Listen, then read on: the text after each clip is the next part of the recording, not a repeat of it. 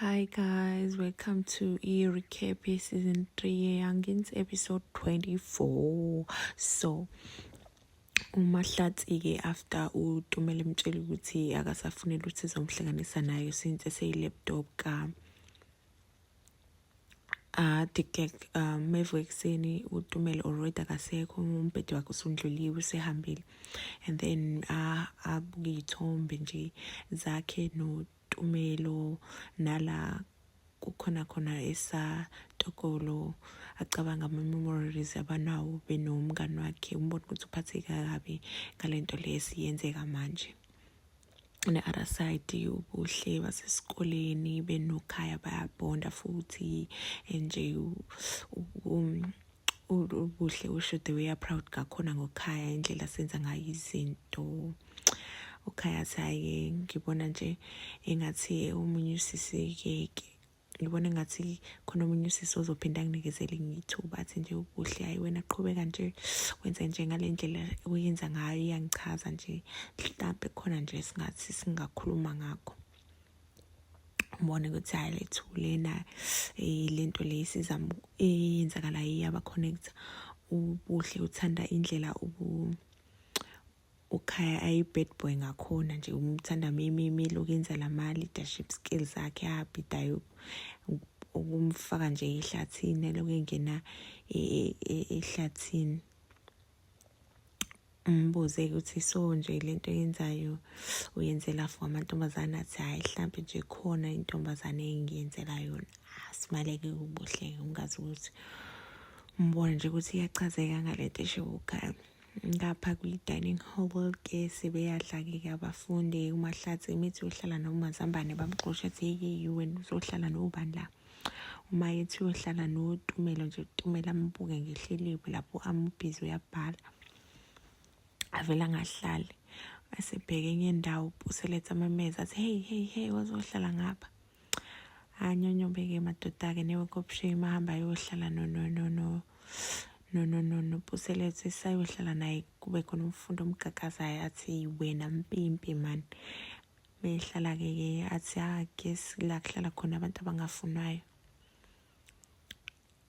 Ngapha uTumelo-ke uhappy-ke nje ulokethi nje kumele silwe, impumelelo i-freedom yethu isezandleni zethu nje.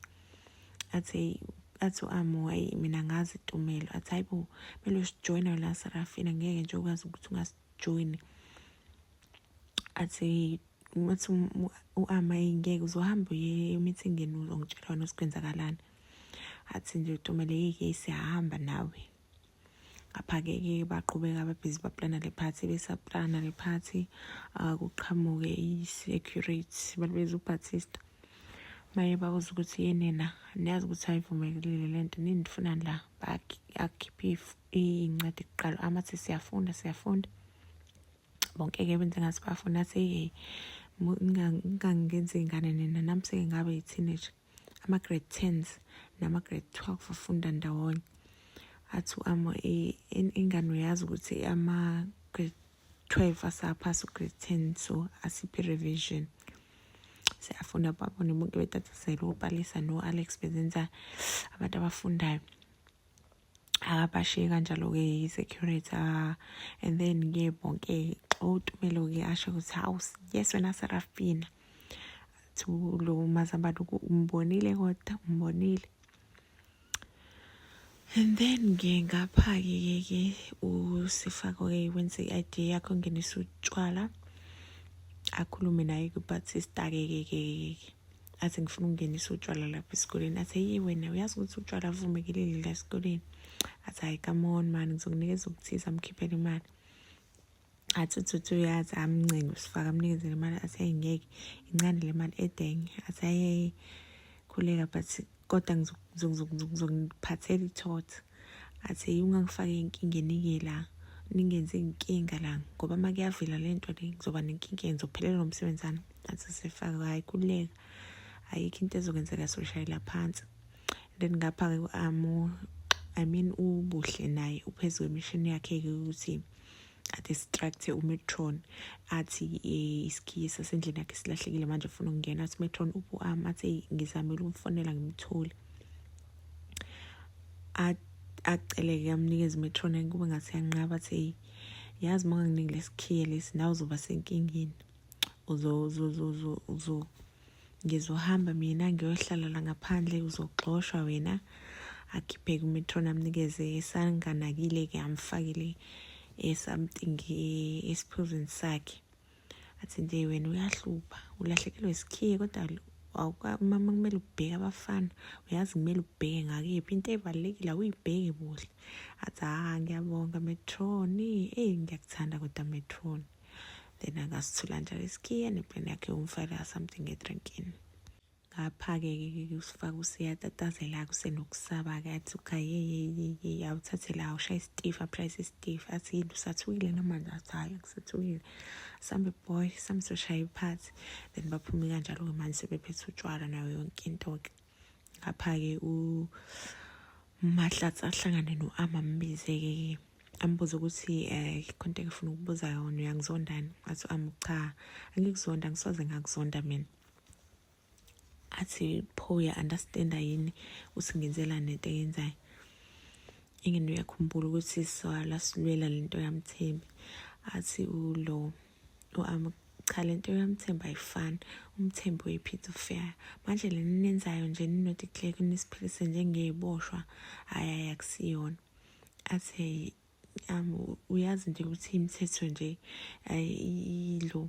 ibekele ukuthi silandele kumele silungise izinto emva kokuthi uTokolo ashone ngenxa yami ashone ngenxa yokuthi mina nje ngenze lawa amakamsi leyaya lento yangikhombisa ukuthi kumele senze izinto ngendlela eyiyona kumele sihambe ngendlela yomthetho athi ngeke kodwa le akusiyona ungangifaki mina futhi ngeke ngize ngishintshe umqondo ngoba sengibone ukuthi usosithathile isinqumo ukuthi wena ufuna ukwenza izinto kanjani then ngiyamshiya kanjalo ngapha ephathini baye-enjoya ukhaya buhle bayabhonda futhi uPalisa uyayibona lento atshela u-Alex ethi hey lethu le uyayibona ukuthi izobuyelana athi Alex ababuyelani bafanelana mani athi nje uPalisa ngathi ngangena nje kulento yabo ngithi ukuthi kancane futhi mvavavuma athi Alex wena ukhaya